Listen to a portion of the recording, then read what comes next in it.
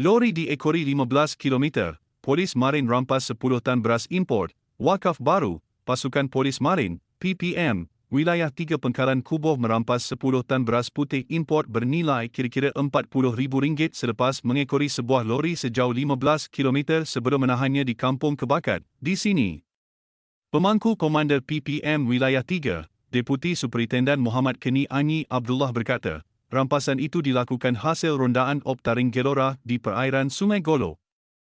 Menurutnya, pemeriksaan ke atas lori berkenaan menemukan 200 guni beras putih import seberat 50 kg setiap satu yang dipercayai dibawa masuk dari Thailand untuk pasaran luar pantai timur. 3 lelaki tempatan berusia antara 16 hingga 44 tahun ditahan bagi membantu siasatan, dengan 2 daripada mereka mempunyai rekod lampau berkaitan dadah. Kes disiasat mengikut Seksyen 20 Akta Kawalan Padi dan Beras 1994. Rampasan itu merupakan yang ketiga oleh PPM tahun ini, menjadikan keseluruhan rampasan beras putih import sebanyak 27 tan bernilai RM1.1 juta.